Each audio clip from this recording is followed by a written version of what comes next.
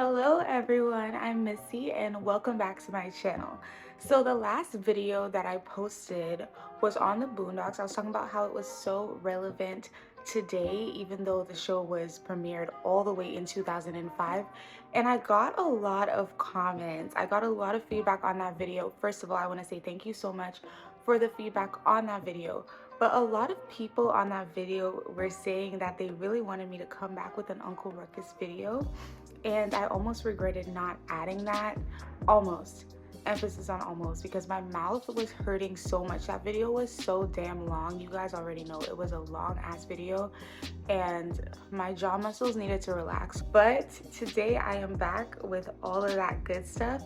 Today we're going to be talking about Uncle Ruckus and what he represents in the Boondocks. Now I want to say thank you to each and every one of you who commented or liked the video. If you engaged with the video in any way, even if you just said something that was straight up goofy under my video, I definitely appreciate you. So yes, today I'm going to be talking about Uncle Ruckus, what he represents in the Boondocks, and even a couple of fan theories that I found about Uncle Ruckus that I thought were really interesting. If you are new here, gracias for clicking on this video. You are so appreciated. Definitely don't forget to leave your feedback in the comment section, and if you're feeling a little sassy and you enjoyed this video, you could even subscribe. Give me a little like, you know. Tap that like button. And to all my returning subscribers, you already know what to do, and you guys are so great at doing it. You already know what to do. Come over here, give me a hug.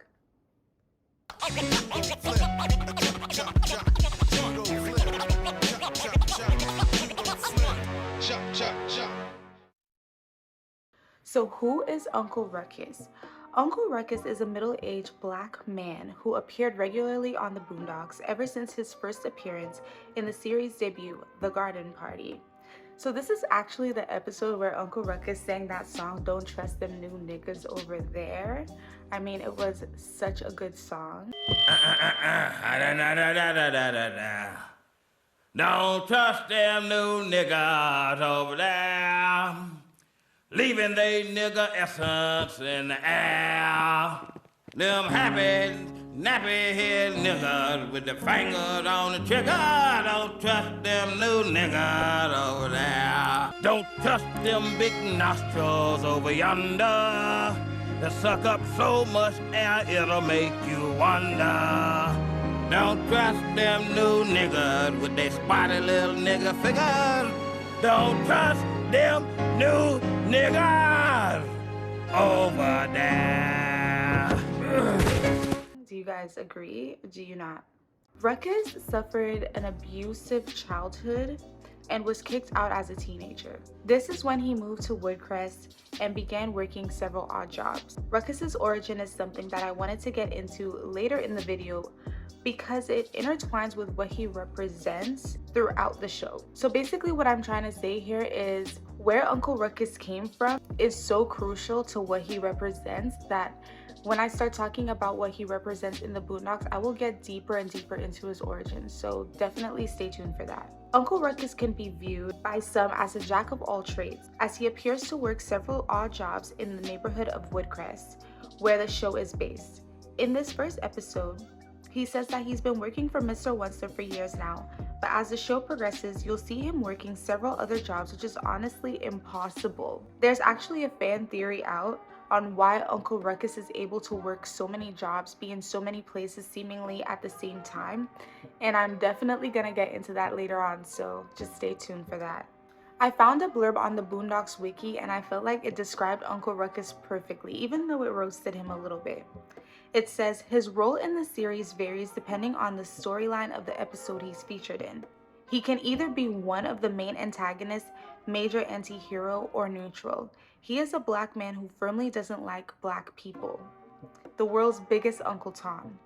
An overweight, horrid, detestable, homely man with one oversized glass eye, he enjoys disassociating himself from other African Americans as much as possible and is outspoken in his support of what Huey calls the white supremacist power structure.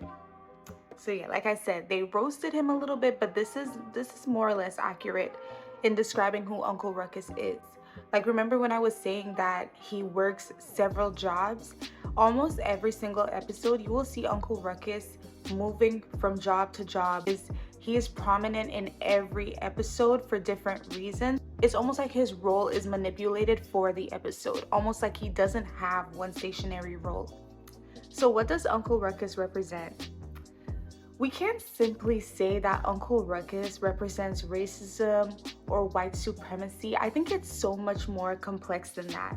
Uncle Ruckus, just like every other character in the show, has a background and has a story, and we have to talk about that when we're talking about what he represents in the Boondocks. So I want to see who Uncle Ruckus really is. And in order for me to get to the root of that, I am going to be talking about 3 specific episodes. I might bring in a few episodes here and there, but 3 specific episodes will be the topic today. So I will be talking about the Uncle Ruckus reality show, the Color Ruckus, and the Passion of Reverend Ruckus. Uncle Ruckus takes us back into his origins in the Color Ruckus, and I feel like this episode answers questions for so many viewers. Where did Uncle Ruckus come from? Is he really a white man suffering from reverse vitiligo? His story unfolds throughout the episode, and we come to realize that Ruckus believes he was a white man from childhood, adopted by black parents from a white family. His white family didn't accept him because they knew his condition. I'm trying to say this with a straight face. They knew his condition would spread and he would soon appear to be black. So Ruckus grew up to be abused regularly by his father, who we later come to find out suffered the same abuse under the white man. We'll talk about that. He recounts how often he would be wrongfully punished by his father to the Freemans. Just having fun with off limits in Mister's house. Nigga, did I just catch you having fun? Sweet Jesus! Lord have mercy! My baby! Every day, he reminded me of what a failure I was going to be. Mister, I want to be a doctor when I grow up. Nigga, did I just catch you wanting to be shit? Sweet Jesus! Lord have mercy! My baby! His story is honestly really, really sad, and it brings Granddad to tears. The reason Uncle Ruckus is telling the Freemans this story in the first place is because he's hiding from his grandmother, who is also very scary. Oh, yeah! I might want to get buried in this motherfucker right here. Grandma Nellie, please, you can't die in Robert's chair. Let's go back home. I don't want to die in that shithole. I want to die in the fancy fucking mansion. I only get to do this once, and I'm gonna do it right.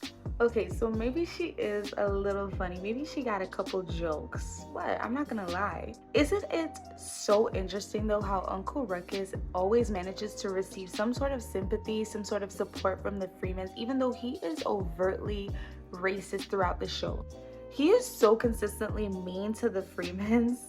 What's even more interesting is that the rest of Uncle Ruckus's family shows up to Woodcrest and a lot of tea is spilled. The tea, okay? So if you didn't realize before, Uncle Ruckus's mother praises the white man on a regular basis, and this is all she does over dinner with the Freemen. I can't tell you how nice it is to see all of my boys under one roof. Oh, white God is good, ain't he? We got so much catching up to do. Now, Uncle, did you know that Daryl is an accountant for a white finance company and just got a promotion from his white boss? Woo, isn't that amazing? That's wonderful, Daryl. A white man promoted you. Congratulations. Oh, it's really not that big a deal. And Darrell here owns his very own motorcycle shop, and he's married to a white woman. Oh, she's the most beautifulest white woman you've ever seen. And she has his name tattooed right here on her white titty. Mama, that's personal. I can't believe it. My own brother with his name tattooed across a white woman's milk gland. Congratulations.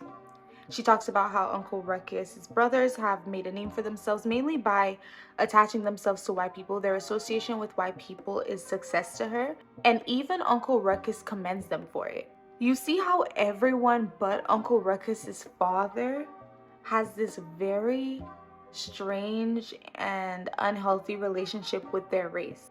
That's probably where a lot of the anger that Uncle Ruckus's father experiences stems from. I mean, I don't know for sure.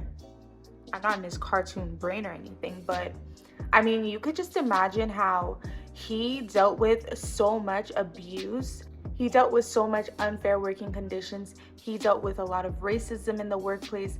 He just dealt with a lot of scrutiny working. If you watch that little reel of him being mistreated by white people, and then for him to marry a woman and then have children who are so infatuated with white people, I mean, it probably would anger most. When Uncle Ruckus's mother tries to send a little praise his way and his father quickly shuts him down, referring to him as someone who works but still never makes anything for themselves, Uncle Ruckus is upset and tells his father that the only reason he treats him so poorly is because he's adopted. And from there, everything starts to make sense. You always treated me different. You never loved me because I am adopted. Adopted? Boy, you still believe that shit? God damn it, how old are you? Mister, stop. You still believe you got, what was that called? What'd you call it, revitaligo? Daddy, come on. That's enough. He does have revitiligo. You ever heard of anybody else having revitaligo? Your mama made that shit up, boy. She thought it'd be good for your self-esteem if you believed deep down you was white. That's why they shouldn't let dumb bitches read psychology books. So yeah, Uncle Ruckus's mother lied to him about his race because she was deeply internalizing racism. Simple as that. Simple as that. She lied to him. She's the one who told him that he was born to a white family. She's the one who told him that he has reverse vitiligo. And this is all because she was internalizing racism. They represent his mother as a brown, plump woman with blonde hair and blue eyes. Now, the blonde hair and blue eyes, we all know these are phenotypically associated with white people. I mean, just by the general society, white people aren't the only ones who could have these features. They are typically associated with white people, though. And so I think the Boondocks portrays her to look this way to put an emphasis on the fact that she so desperately wanted to conform. It becomes clear throughout the episode that she views proximity to whiteness as success. She carries white supremacist thought, and all of those beliefs are later on passed down to her children, evidently, as we see. The only difference is the added layer where Uncle Ruckus actually believes that he is white. So he's not just indulging in this white supremacist thought. He's not just feeling like white people are superior to everyone else. He thinks he is part of that as well, and has only not been able to benefit from his privileges because he has this black skin, because he has this reverse vitiligo condition. I hate when people start moving their furniture around in the building when I'm filming, because obviously this is the perfect time for you to do that. Some may argue that Uncle Ruckus's self-hatred is so deeply rooted that even though he may have grew up to realize that maybe this whole thing doesn't make sense. I mean, some people say that Uncle Ruckus is just stupid, but I feel like maybe he did at some point realize that this doesn't make sense. And we do see throughout the seasons that Uncle Ruckus is faced with many reasons why he shouldn't believe that he is white. Even though he receives all this evidence that, you know what, you probably are just black, Uncle Ruckus is more comfortable with the lie that he is living. That's why I appreciate the Boondocks so much, because I feel like every character, you can develop so many theories about them and you could really see them as complex characters, and it's just so interesting to me because I really feel like it would make no logical sense for Uncle Ruckus to never ever realize that he's black for all that time. I think it's just such a deep denial that he is just so much more comfortable with the lie. He hated himself so much. Like, just imagine the toxic environment that he grew up in. He has on one hand a mother who just is obsessed with white people, who uses a lot of racist rhetoric as a black woman herself, and then we have on the other hand a black man who actually dealt with a lot of racism but beats down on him and abuses him, and also at the same time receives a lot of verbal abuse from his wife about his own race, something that he can't change. And please, you guys, I am not trying to say that Uncle Ruckus's father is innocent at all. He is a vicious man. He's really, really mean, but that's not the point here. I'm talking about the complexities of race and how race plays a role in Uncle Ruckus's family. I think all of the conflict that Uncle Ruckus had to witness as a child is the reason, or partly the reason, for his self-hatred. It definitely doesn't excuse any of his behavior. It doesn't excuse any of the disgusting things that he said. But I don't think it's surprising that he's an extremely damaged individual. As his father tries to expose the truth and let him know that you are black, you're black, like, I can't believe you believe in this, his mother still tries to feed him the lie that he's white and that his dad is just hating on him because he'll never be as successful as the white man. Or that he never learned to love the white man. It's not true, is it? What Mister said? You know you can't listen to that black fool. Your dad is just miserable because he never learned to love the white man. When I watched this episode, it reminded me of so many things. Like, Uncle Ruckus wasn't racist by mistake. He didn't develop these beliefs over a short period of time. Just like many other white supremacists who have had racism instilled in their bloodline for generations. Now, who's to say his mother didn't experience similar family dynamics that have existed for multiple generations? So I think looking at Uncle Ruckus's family dynamic, it really makes you question, like, how far back does this go? Because it just seems so insanely, like, deep. It seems like this is literally like how we feel and there's no going back on it. So I would definitely say that this episode reveals Uncle Ruckus as a representation of generational self-hatred. I don't think it's enough to say that he's just a self-hater. I think this is like a generational thing. And I love the way that this episode shows the complexities of self-hatred and how it's not just a one-dimensional thing. Whereas in other episodes, Uncle Ruckus is just portrayed to be this fool. He's just portrayed to be this person who doesn't understand the black struggle, this self-hating idiot. This episode, I think, really draws you in by showing you where it might have came from. Without watching this episode, one may never take Uncle Ruckus's appearances in the Boondocks and compare them to childhood trauma. But now that I've seen this episode, I think I can safely say that Uncle Ruckus also represents childhood trauma and how it carries into adulthood. Like, I'm not necessarily saying that his childhood trauma caused him to be racist, but I am saying that his childhood trauma caused him to be an extremely damaged individual who is now depicting some very negative behaviors in society.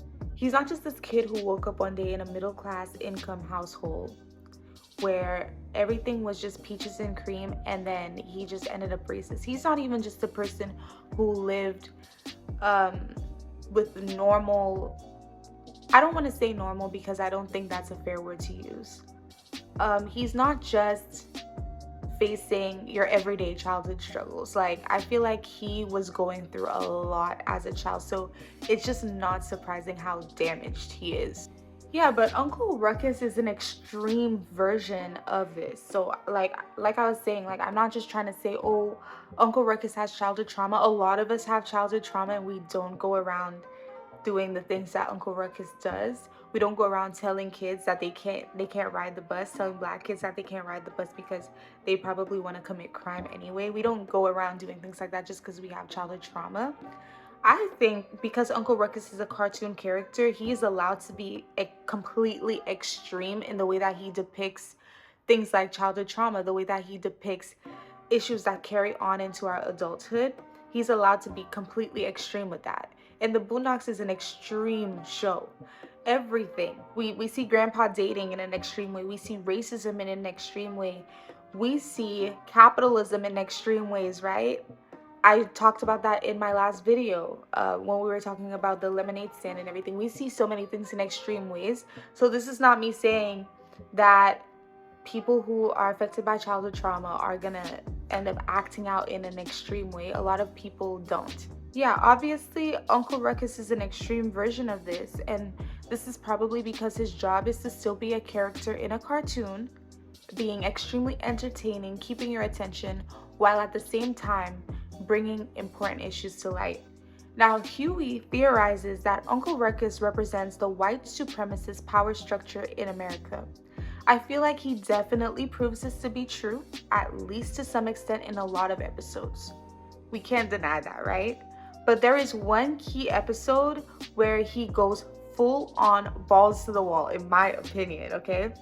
And that is in the Passion of Reverend Ruckus. Now, in this episode, Uncle Ruckus is at the gates of heaven, white heaven. That hurt to say, white heaven. There, he meets Ronald Reagan, his hero at the gates, okay? So you guys see where I'm going with this, right? You guys... Ronald Reagan tells Uncle Ruckus a lot of really solid facts, like how there are several separate but equal heavens for every type of person. Every type of person. You can kind of tell, though, that he thinks white heaven is the best. Like, white heaven is like that section in the club that Chris Brown doesn't let dark-skinned girls into because he just feels like it's the best. Like, that's what white heaven is to Ronald Reagan. He's just not making it overt here, but we know that's how he feels. Anyway, Reagan also tells Uncle Ruckus that God doesn't have a problem with racism. In fact, he doesn't even really remember it happening. He only really remembers it in February, you know, Black History Month. And he tells Uncle Ruckus that all he needs to do to get into white heaven is to spread the good news of white Jesus. And he lays a hand on Uncle Ruckus. He fills him with the spirit of the Holy Ghost, the white Holy Ghost. And with that, Uncle Ruckus looks into a pond, sees his reflection. He is a beautiful, blue-eyed, with blonde hair, white man. Isn't that beautiful? Uncle Ruckus begins preaching, literally like a couple minutes into this episode. Uncle Ruckus is a preacher.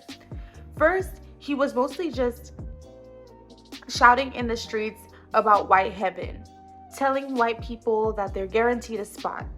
The message flew over pretty well in Woodcrest because if you've seen the Boondocks, you know Woodcrest is predominantly white. So obviously, if somebody's coming around telling you you're gonna get into heaven, you're a sure in.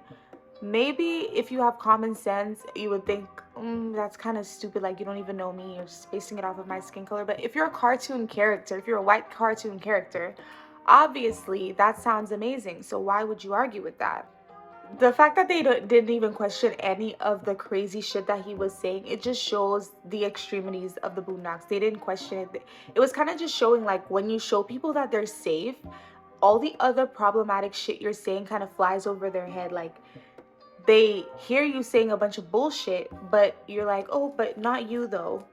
The world is gonna explode. You're gonna be fine, though. They're like, it's almost like they didn't even hear that you said the world is going to explode because they're not affected.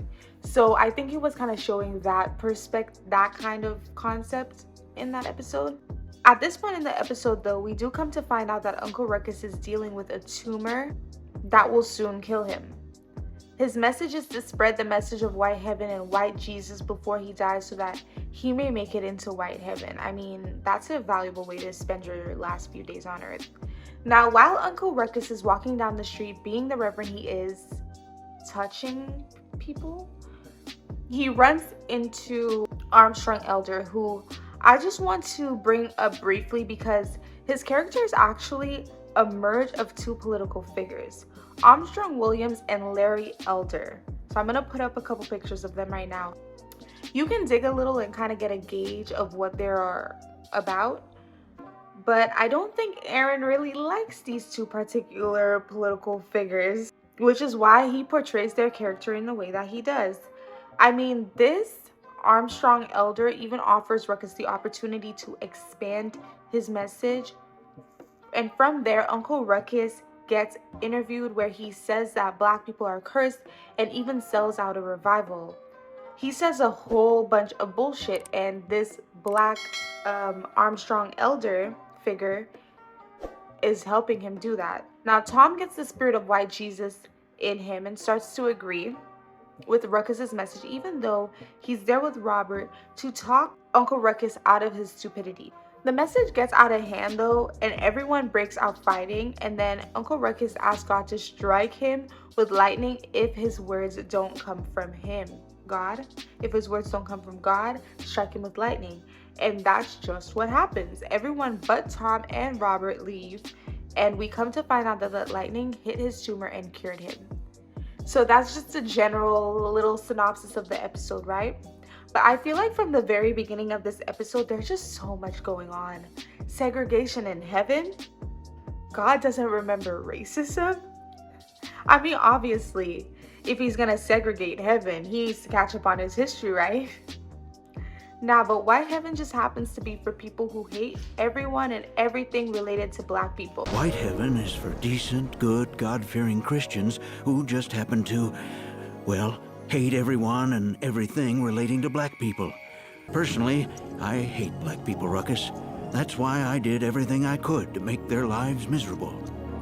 And if all of that wasn't enough, Reagan says that he hates white people, which is why he gave them crack, AIDS, and Reaganomics. So, some of you may be wondering, wait, why the hell is Aaron McGruder writing Reagan to say something like that? Like, isn't that absurd? Didn't a lot of people love Ronald Reagan? What is the relationship between Ronald Reagan and crack and AIDS? Obviously, Reaganomics. Come on, I'm in the name. But what even is that? So I'm going to answer all these questions. I'm going to tell you why I think Aaron McGruder inserted all of that in there. This is going to be a doozy. Okay, so I had a sort of idea as to why all of this makes sense, but it wasn't enough for me. I'm not from America. I mean, I was born here, but I'm not from here. And I don't really know much about politics, so I needed to do a little bit of research. Let me just say, I know that America has never had a perfect president, and that isn't the point of any of this. I'm not trying to say any president is better than any president. Like, it's not about that. So before you Reaganomes pull up in my comment section and start insulting me because he's your favorite president, you guys love to defend your face, please write this comment with the knowledge that I will be laughing at you. I will be reading your comment and I will cackle. Because who told you that I care? No, wait. Let me just expand on that point and say this. We are analyzing the Boondocks and just breaking down what happened in the episodes. That's it. And we are allowed to do that. We're allowed to have some fun commentary. So just allow it. If you don't like it, then you can leave. Okay, so I'm sure this isn't the full picture, but here's what I found. Okay, so let's start with crack. In 1986, Ronald Reagan passed the Anti-Drug Abuse Act, increasing penalties for drug possession, creating minimum sentences for drug-related offenses, increasing funds for drug enforcement measures, and importantly resulted in the creation of a disparity of 100 to 1 for crimes related to crack versus powdered cocaine. At the time, his wife Nancy was spreading awareness through campaigns such as Just Say No, but the Anti-Drug Abuse Act was supposed to really combat this epidemic and create a safer nation.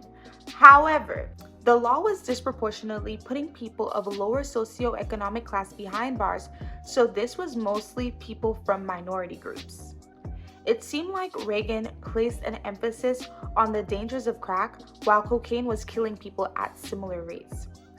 So the 1986 bill created minimum sentencing laws with a 100 to 1 disparity between powder and crack cocaine, supported by untrue claims that crack is more dangerous and addictive, while there is pharmacologically no difference in effects between the two forms. Possession of 5 grams of crack, which is approximately 0.18 ounces, would lead to a 5-year minimum sentence, and 50 grams, approximately 1.8 ounces, would elicit a 10-year minimum sentence. An individual possessing powdered cocaine would have to have 100 times as much to trigger the same penalty. Like, it's really giving let's lock up the black people. I'm sorry, that's what it's giving. Now, AIDS. Ronald Reagan's reaction to the AIDS epidemic was far from presidential. A lot of articles are alluding to the fact that Ronald Reagan ignored the epidemic and the fact that tens of thousands of people were dying, and that this could be due to the fact that there were assumptions that the disease only affected select groups of people.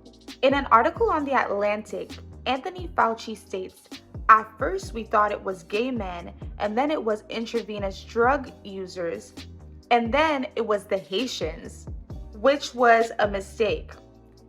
I don't understand. Reagan stayed silent until 1987 after nearly 30,000 people were already dead, and at one point he even pulled funding for biomedical research. Furthermore, when Reagan's press secretary was asked to comment on the epidemic, it was becoming pretty clear that the former president's administration didn't take the epidemic seriously.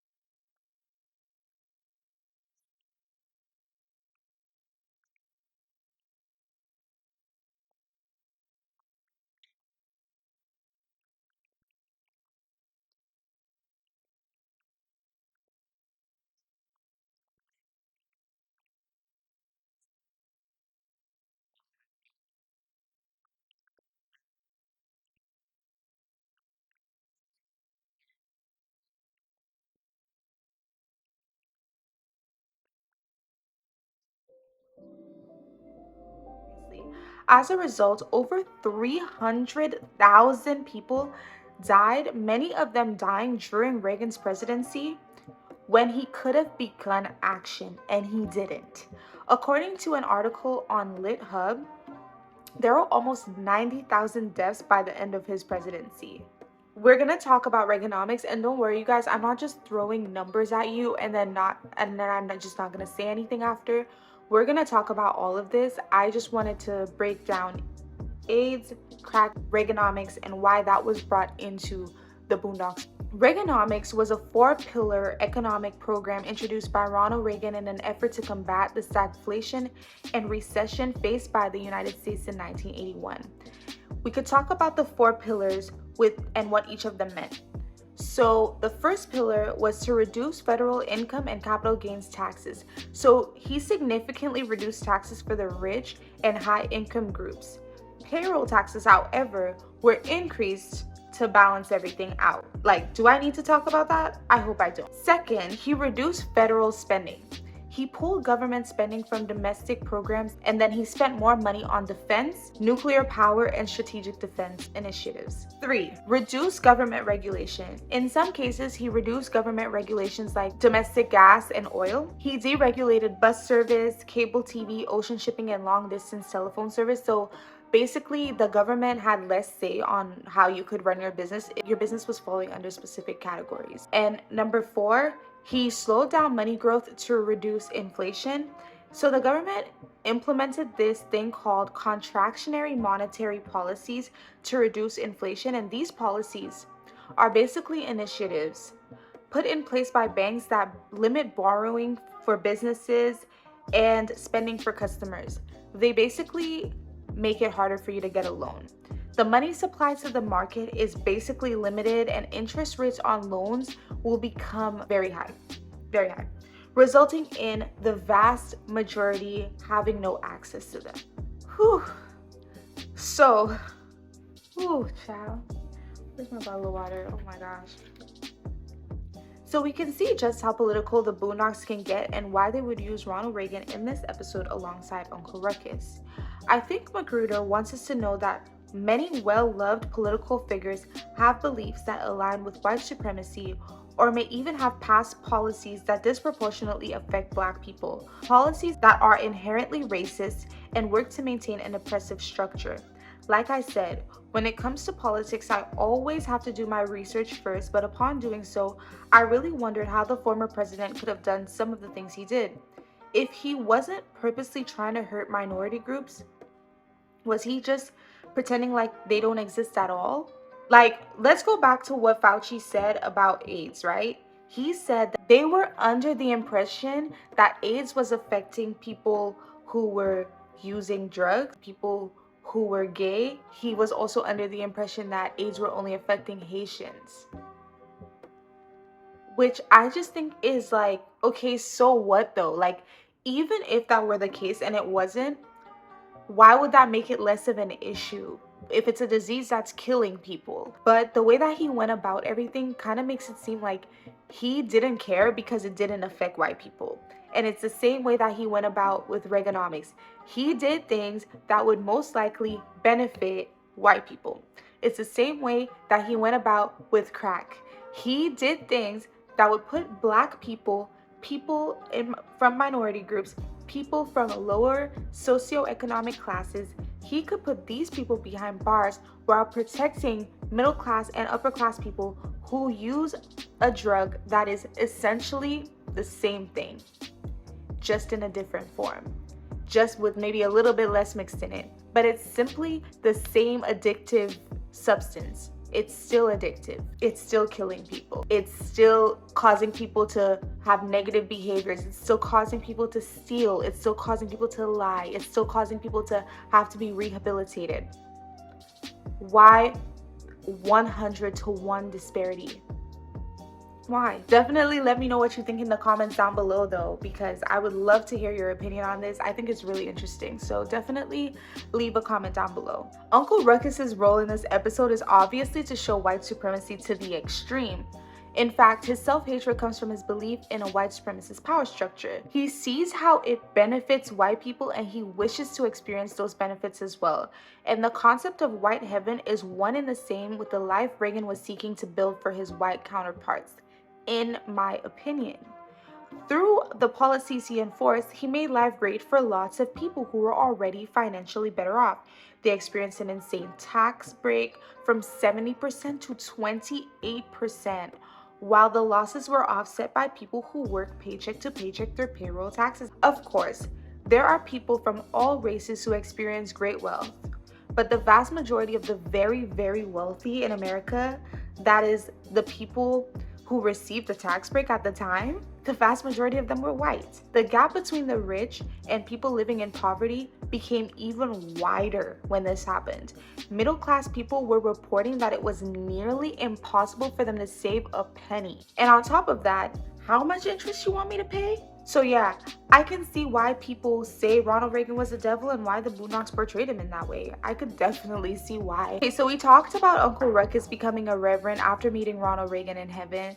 And we also talked about him being manipulated by his mother into being a self-hater. Now, did you know that the Boondocks actually follows a timeline that makes sense? Did you know that? While the passion of Reverend Ruckus is set in season 1, episode 15, and the Color Ruckus is set in season 3, episode 14, there is an episode that occurs like ham in the middle of a sandwich. I don't eat pork, but like, you know, something not swineful in the middle of a sandwich. Between these two episodes, there's an episode that's right there. And I just love the way Uncle Ruckus's story makes sense throughout the entire series. It's like really in a chronological format. The episode I'm referring to here though is the Uncle Ruckus reality TV show.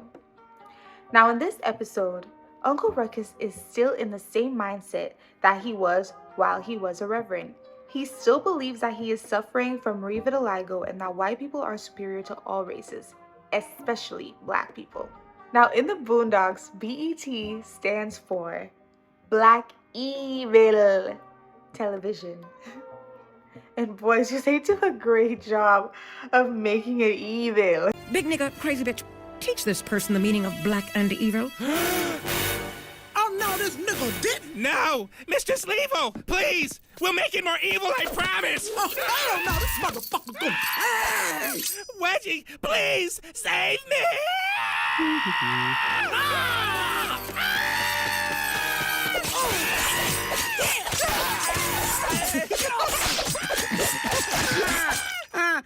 Wedgie Radlin. Huh? This Uncle Ruckus show, how's it going?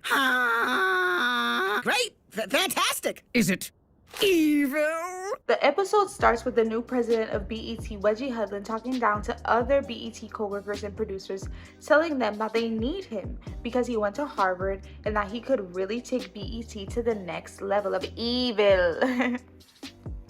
That's the last time I do that. Just kidding, it's not. Now, right off the gate, we see that there's something really off about BET in the Boondocks. They really portray BET to not just be accidentally harmful, but purposefully harmful. Like, this is their goal, is to be harmful to the Black community. And we see the writers target their audience, Black people, in a malicious way by feeding them media that will effectively poison them. So Wedgie Hudlin comes up with a brilliant idea to run the Uncle Ruckus reality show. It's so insane that the only reason they want this show is because it's the most damaging thing they could think to put on airways. Next up, Reality. The Ruckus reality show. I'm digging it. I'm feeling it. It's what's good. Let's do that show. Wait a minute. Is this the show about the black man who hates black people? I hear that tone. The head of Viacom personally asked me to make this show. He was being sarcastic. No! Excuse me? Which one of us went to Harvard, huh? Did you go to Harvard? Yeah, the way the Boondocks represents BET in this episode is really telling. Like, I honestly don't think this speaks to just BET, but other entertainment platforms that run reality TV shows where Black people play a significant role. Oftentimes, we are showcasing quite damaging ways, and it's seen as entertainment. Think about like Bad Girls Club, the Real Housewives franchise, Basketball Wives, Flavor of Love, Black Ink, Love and Hip Hop, even shows on MTV that aren't even focused on Black people, like Are You the One and X on the Beach. It almost seems like these shows go out of their way to exploit the people who are making their show literally possible by participating, by being the ones on camera. Not to mention, Black people are also BET's #1 consumers, so they're doing a disservice in both ways. Like, we are the ones on the screen and we are the ones in front of the screen. Why would you do us like that? Obviously, when we watch reality TV shows like Are You the One or X on the Beach or Real Housewives of Atlanta, it's not going to be the same extreme as the Boondocks. Like, people aren't going to be saying crazy things like you will see in the Uncle Ruckus reality TV show. I am a very spiritual person. I start each day by thanking the white man for the sunrise, for the land I walk on, for the air I breathe. I also apologize for niggas, but Lord knows they ain't gonna apologize for themselves. I am not black, nor do I consider myself to be black. Many people mistake me for being Negro because they don't know that I am currently living with the heartbreak of revitiligo. That's a skin condition that's the opposite of what Michael Jackson's got. Every morning I apply this topical ointment made of bleach and sulfur. I like to think it works. Luckily, I hadn't gotten much darker in the last few years. As you can see here, I enjoy building small shrines to certain special white people who are important in my life. This one here is dedicated to John Wayne. Great white man. Didn't take no shit from niggers, Indians, nor Mexicans. But we're still not reflected in a positive way, in my opinion. But like I said earlier, this episode takes place in between the Passion of Reverend Ruckus and the Color Ruckus.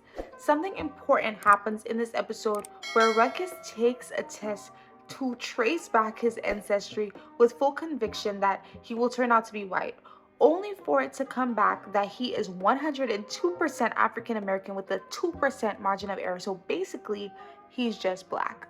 The test was administered and the results were delivered by a white doctor, so there was no denying it for Ruckus. He drove himself crazy until he became suicidal. I mentioned all of that to mention this. When BET discovered that Uncle Ruckus was no longer able to work with them, they manipulated his results so that he could continue working for them, and it worked. Just what is going on?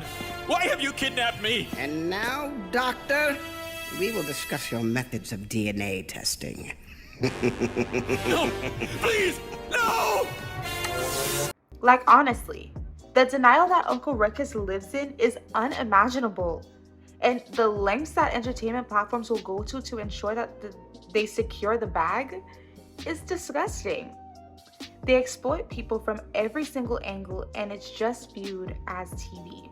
Hold up, guys. But did you know that these two characters, Wedgie Hudlin and Deborah Leavell, were characters based on the real life BET CEO and president?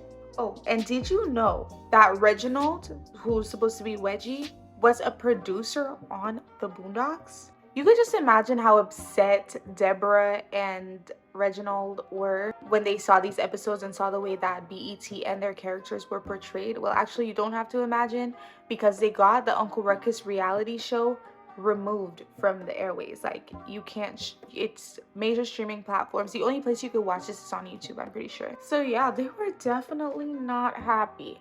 Now, it's no surprise that a character like Uncle Ruckus would trigger a plethora of theories. Like this one I found that basically says Uncle Ruckus is more like a ghost. Ooh. In an article on the Culture HUD, the author states that Uncle Ruckus may not physically exist within the Boondocks universe, but rather be a projective manifestation of socially acquired self-hatred from growing up in a country that marginalizes and denigrates Black people.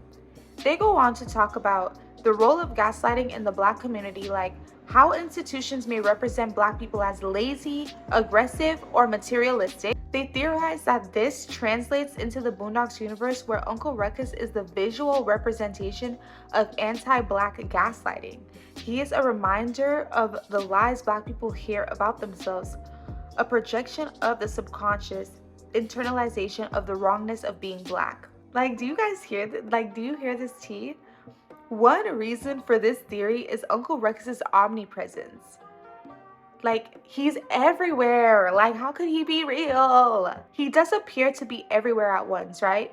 You could see him working in the prisons, schools, movie theaters, and other places that the Freemans seem to frequent. Not only is it impossible for one person to occupy so many professions at the same time, it might be that it is set that way for a reason.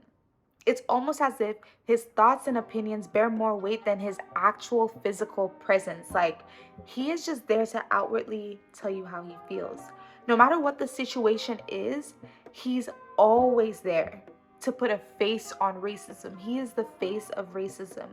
He really represents the fact that racism is a system built into every single aspect of society. That's why he's everywhere, to show you racism exists here, it exists here, it exists here, it exists here, and it exists here, and it exists here. Uncle Ruckus to me also represents that daily reminder of Blackness. That daily reminder, it's just in the back of your head all the time. Like, I need to drive like this because I'm Black. I need to act like this when I go into a store because I'm Black. I need to speak like this because I'm Black. Just the daily reminder that you're Black, and the way that it affects the way that you just like present yourself in different areas of society. I feel like Uncle Ruckus is a representation of that, because he just pops up everywhere. Reminder of race, reminder of race, reminder of race. So here's another theory which I think is really interesting, and I found this on Reddit. I'll just read it. It says, unpopular. Many people unironically like Uncle Ruckus on the Boondocks because they agree with his opinions. I'm a Black person who has watched and loves the Boondocks. My family also loves the show, and whenever the subject comes up, we talk about crazy characters like Stinkmeaner, Bushido Brown, or Ed and Rummy. Whenever I meet a white person who's watched the show, they always say something like, oh yeah, I love that show. Uncle Ruckus is my favorite character. On Reddit especially, people will quote his lines by heart or talk about how genius his character is. I personally think that he's an okay character that's better in smaller doses, and I tire of his shtick quickly since it never evolves. It's just white supremacist talking points said by a Black character. He was so popular among general audiences that he was going to get a movie a while back. I have no idea how you would fill an entire movie with this character, but people on Reddit were hyped for it. Whenever there's a thread about Uncle Ruckus, almost every top-level comment either mentions him or has a quote about him. It kind of reminds me of that interview where Dave Chappelle talks about how the Pixie racial stereotype skit made him reevaluate his show and his career when he realized that a white guy in the audience was just laughing at the stereotype in blackface and not the deeper message. I just feel like a lot of people think the racial jabs at Black people are true and hilarious, and they feel comfortable quoting and sharing them, since technically a Black person came up with them and said them first. I find this theory so interesting, and like, I just really love this theory because I think this person is saying things that a lot of people are scared to say. Like, some of us understand Uncle Ruckus's character for the satire that it's meant to be, and other people see it and actually find it funny And that's a huge problem. Some people see this character of Uncle Ruckus and they really feel like this is okay. A black person saying it, so that must mean it's true. People unironically like Uncle Ruckus. And I think that is so true. I think there are so many people who probably resonate with the character for the wrong reasons. So this theory is really interesting. Let me know what you guys think in the comments. Do you think a lot of people enjoy watching Uncle Ruckus because they think he's genuinely funny, like unironically funny? Or do you think that this is a little far-fetched and the majority of people see Uncle Ruckus for what he is, which is satire? Here's another theory similar to my first one, which is Uncle Ruckus is the devil.